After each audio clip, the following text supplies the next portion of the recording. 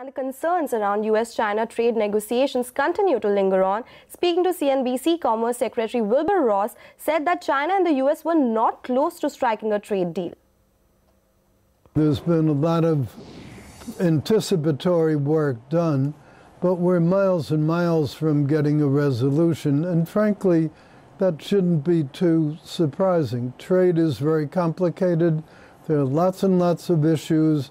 Not just how many soybeans and how much LNG, but even more importantly, structural reforms that we really think are needed.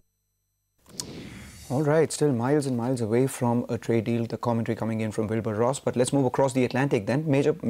All the major as well as peripheral bourses in Europe, they closed mixed. The FTSE was the one which underperformed with a cut of about 0.3%, while the German index as well as the French index, both of them closing in positive terrain, about 100 points together for both the CAC as well as the DAX. But the European Central Bank, they held on their fire as far as the benchmark interest rates are concerned, and that was something that took note of the sentiment as well. But talking about the European region as well as the FTSE, let's move on to another big Davos interview. Former UK Prime Minister Tony Blair, he's called for a second referendum on Brexit. Speaking to Shireen Bhan about the Brexit deal, he said that Theresa May's deal is vague on trade relations with the European Union. He also said that breaking out of the European trading system will disrupt UK's economy. I think everyone thinks it's a big mess. In my view, the way out is to understand that there are many different versions of Brexit. Parliament can't really agree on any way forward.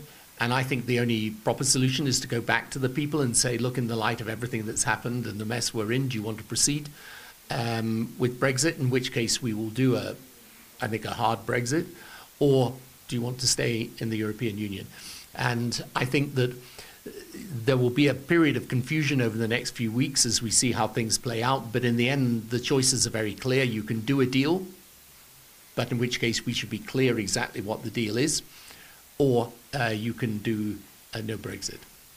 A second referendum, you believe that that is truly the best way forward out of this confusion and this mess. Do you think the result will be different if it were to happen? And that's a big if.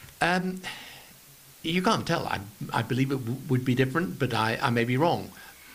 But the problem at the moment is if we leave without going back to the people after this mess, when frankly there are different versions of Brexit, and the Prime Minister's version is a version that leaves open and vague the future trading relationship between Britain and Europe. If we leave on that basis, you're going to perpetuate this argument, not finish it. And you're just going to transfer it to a different context. So in my view, it's very risky for Britain to leave Europe until we've worked out exactly what it is we're going to get in exchange for our current position in Europe. And the best thing is to say to the people, look, that is the reality of what Brexit means. Do you want that, or do you want to stay? Now, if people then vote to leave, that's fair enough. That's a conclusive result. But I think if you don't have that debate and that argument, there's going to be a great sense within the country that we've tumbled out without really knowing what we're getting. And I think that will cause a lot of anxiety. All right, that's the opinion coming in from Tony Blair. But let's move on to the currency space then. The dollar index that strengthened and the US currency rose to more than a 5-week high against the euro after European Central Bank President Mario Draghi said economic risks have moved to the downside and near-term data is likely to be weaker than previously anticipated. In the world of commodities, crude oil prices rise boosted by the US threat of sanctions on OPEC member Venezuela, but gains were limited by US data that showed record high gasoline inventories and a large unexpected build in crude stockpiles. Brent still hovering around the $61 per barrel mark.